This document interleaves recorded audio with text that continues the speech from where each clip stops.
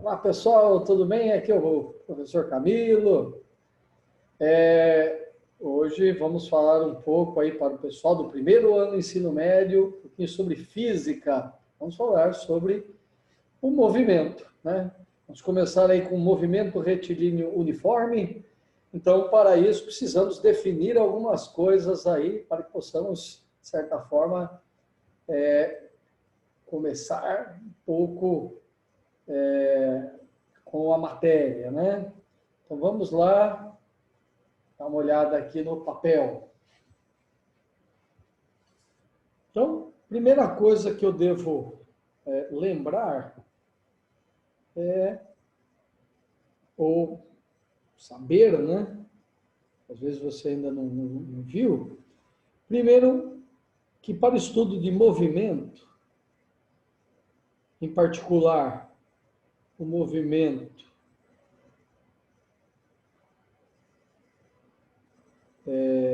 retilíneo, aqui faltou retilíneo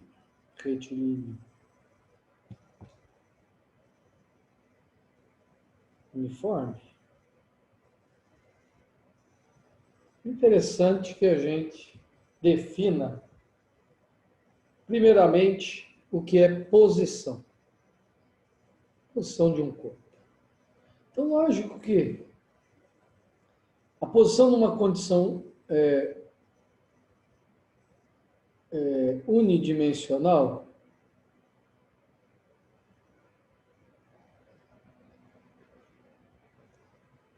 vai ser representada aí com uma reta. Então, uma reta numérica, né? X. Então, aqui você tem o 0, 1, 2, 3, 4 e assim por diante. Aqui o menos 1, menos 2, menos 3 e assim por diante. Então, é lógico que por facilidade eu vou pôr uma bolinha aqui nesses números próximos, né? Então, essa bolinha representa o nosso corpo. Qual que é a posição dela nesse momento? Vamos chamar essa bolinha A. A posição dela é no número 3 positivo. Essa é a posição da bolinha A. Ela está em 3 positivo. Aí, se eu colocasse aqui uma bolinha B nesse local, chamar de bolinha B, está no menos 2, a posição de B é no menos 2. Né? O correto nem é usar um igual, né? Mas assim, vou ficar aqui no pezinho, né? Menos 2. Então, isso é posição, né? É dar um local, no caso do estudo unidimensional, em cima da reta. Então, e essa posição pode ser antes do zero e depois do zero. Né? Essa é a questão de posição. Agora que a gente tem definido a ideia de posição, é interessante a gente falar um pouco sobre o deslocamento.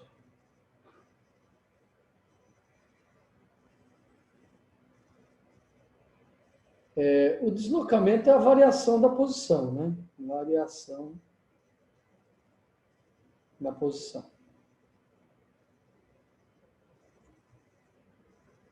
Então, lógico, se eu conheço essa posição,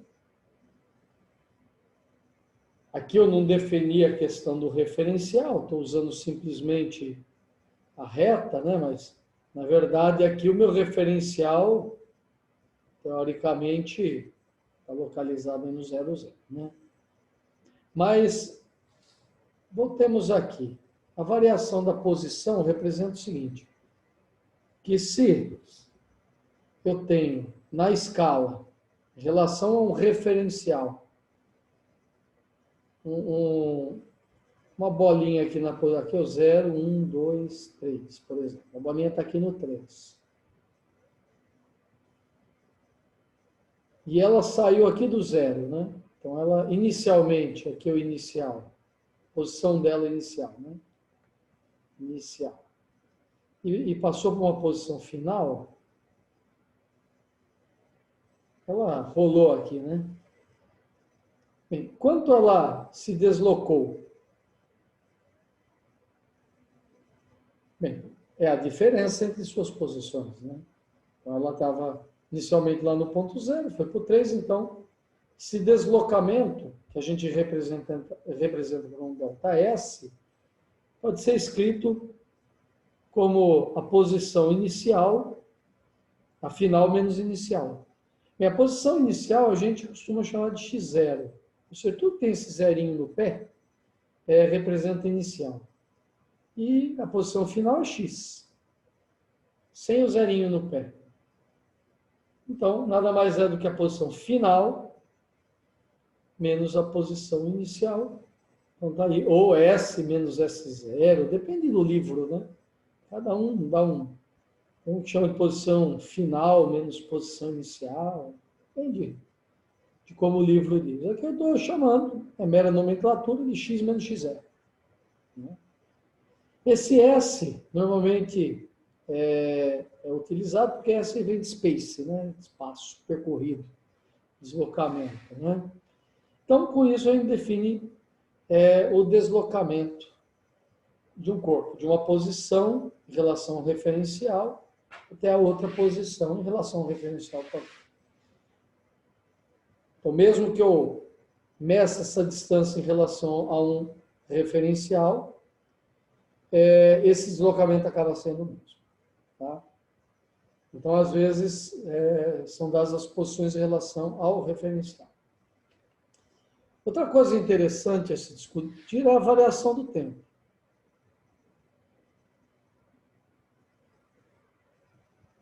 Então, a variação do tempo representada por ΔT, nada mais é do que o tempo final menos o tempo inicial, a mesma ideia. Então, estou chamando isso aqui de tempo final, sem o zerinho, né? Com o zerinho no pé, é o tempo. Opa, tem um carocinho aqui, tempo inicial. Então, lógico que da mesma maneira que eu representei na reta, a bolinha está aqui num tempo inicial e rolou até um outro local, lógico, uma posição, né? Aqui era x0, aqui é x. E levou um certo tempo, então é como se eu tivesse com o relógio ligado aqui, né? Cronômetro. Então, saiu lá de uma condição do ponteiro até uma outra condição do ponteiro, né? Então, lógico que quanto marcava aqui o cronômetro no começo e depois quanto ele marcava no final, essa diferença entre final e inicial é o que representa a minha variação do tempo. Então, um exemplo numérico, para ficar mais fácil. Ele saiu daqui, o cronômetro já estava rolando quando a bolinha começou. Aqui ela saiu do tempo 5 segundos e foi até o tempo 8 segundos. Qual foi a variação? A variação é o final menos o inicial, 8 menos 5, 3 segundos de variação. Então, essa é a variação do tempo. Ok. Aqui, aproveitando um pouco do papel, gerenciando um pouco o papel aqui, com isso, a gente consegue definir o que é velocidade média. Na verdade, velocidade pode ser escrita numa forma média ou numa forma instantânea. A velocidade instantânea é a mais próxima do real, né? Na verdade, é real, com o tempo tendendo a zero. Já a velocidade média é uma média, como é dito. Então, no movimento retilíneo uniforme, a velocidade média é bem simples, porque é dada simplesmente pela divisão do espaço pelo tempo. A variação do espaço dividido pelo tempo. Então, essa equaçãozinha aqui me dá a velocidade média. Então, por exemplo, um exemplo numérico. Imagine que eu saia aqui do São Paulo e vá para o Rio de Janeiro. Bem, se eu considerar o ponto zero da rodovia aqui em São Paulo, e como o Rio de Janeiro tem mais ou menos 400 quilômetros aqui, lá no finzinho da rodovia Presidente Dutra, por exemplo, 400 quilômetros. Aqui 0 quilômetro, então no marco 0, fui até o quilômetro 400. Então, lógico que a variação aqui, ΔS, é final menos inicial, 400 menos 0, né? Então, dá 400 quilômetros.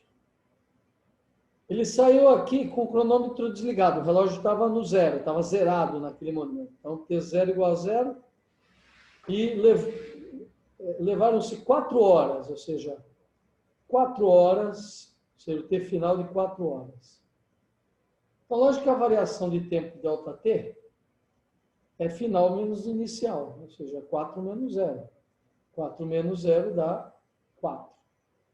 Ou seja, para que o carro cumpra os 400 quilômetros em 4 horas, ele tem que manter uma velocidade média de 400 dividido por 4, que vai me dar 100.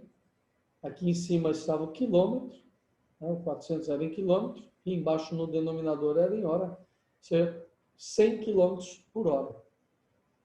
Então, lógico que se ele mantiver uma média de 100 por hora, ele vai fazer o percurso em 4 horas, na teoria, né? Porque na prática, existem várias velocidades instantâneas, né? Vai ter hora que ele vai estar andando a 100, mas vai ter hora que ele vai ter que frear para parar no pedágio, ultrapassar um caminhão, então ele diminui um pouco. Vai ter horas que vai pegar uma ladeira, vai dar uma acelerada. Mas lógico que numa condição média, né, de tirando-se a média das velocidades, é uma velocidade média de 100 km por hora. Agora, a velocidade instantânea seria exatamente você conseguir marcar, através, por exemplo, do computador de bordo do teu carro, a velocidade naquele instante. Olha, nesse instante agora, pá, está 98 km por hora. E agora, nesse instante, está 110 km por hora. E, logicamente, se você pegar todos esses números e tirar uma média, vai se aproximar de 100. Ou seja, a velocidade média tem uma função bastante interessante que a gente vai discutir mais adiante. Mas ela serve para a gente fazer previsões, né? Fazer alguns estudos, fazer algumas análises. Por exemplo, você tem uma frota de caminhões, tem uma transportadora, por exemplo. Então, você sabe que se o teu caminhão não pode ultrapassar 100 km por hora, vamos supor que essa fosse... Muitos caminhões até tem que andar um pouco abaixo, né? Mas vamos supor que a velocidade permitida fosse 100 km por hora. E o teu caminhão tem que rodar na mão do motorista 400 km, você sabe que essa viagem não pode demorar muito mais do que 4 horas. Eu não sei que pegue um pouco de trânsito e tal, mas vamos supor que as viagens começam a demorar 10 horas.